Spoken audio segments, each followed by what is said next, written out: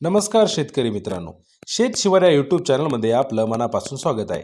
आज आपण सविस्तरपणे जाणून घेणार आहोत डॉलर हरभरा या पिकाविषयी. सध्याच्या काळात हरभऱ्याच्या विविध जाती बाजारात उपलब्ध आहेत. मात्र त्यामध्ये डॉलर हरभरा हा विशेष लक्ष वेधून घेणारा प्रकार मानला जातो. मोठे, टपोरे आणि एकसारखे दाणे, निर्यातीसाठी असलेली मोठी मागणी आणि चांगला बाजारभाव यामुळे डॉलर हरभरा शेतकऱ्यांसाठी आर्थिकदृष्ट्या फायदेशीर ठरत आहे. हरभऱ्याचा इतिहास अत्यंत प्राचीन आहे. मानवी संस्कृतीने जेव्हा शेती करायला सुरुवात केली त्याच काळात कडधान्यांचा वापर देखील सुरू झाला व त्यामध्ये हरभरा हे महत्त्वाचं पीक होतं. शास्त्रज्ञांच्या मते हरभऱ्याची उत्क्रांती सुमारे 7 ते 8 हजार वर्षापूर्वी झाली.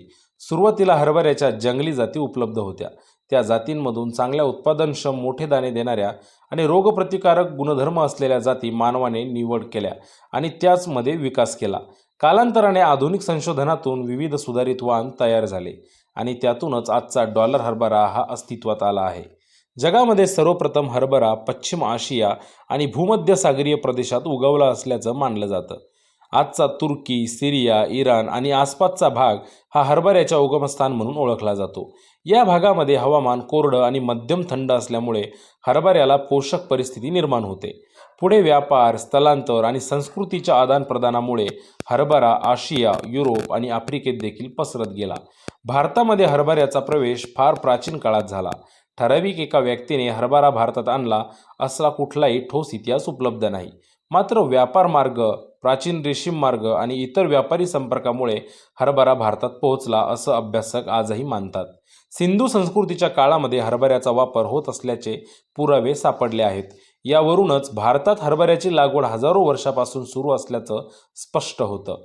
कालांतराने भारतामध्ये हरभऱ्याच्या विविध देशी जाती विकसित झाल्या.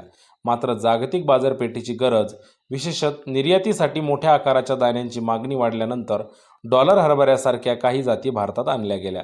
कृषी संशोधन संस्था आणि शेतकऱ्यांच्या प्रयोगातून डॉलर हरभऱ्याची लागवड भारतामध्ये दिवसेंदिवस वाढू लागली. डॉलर हरभऱ्याची ओळख त्याच्या मोठ्या, गोलसर, फिकट रंगाच्या दाण्यांमुळे आहे.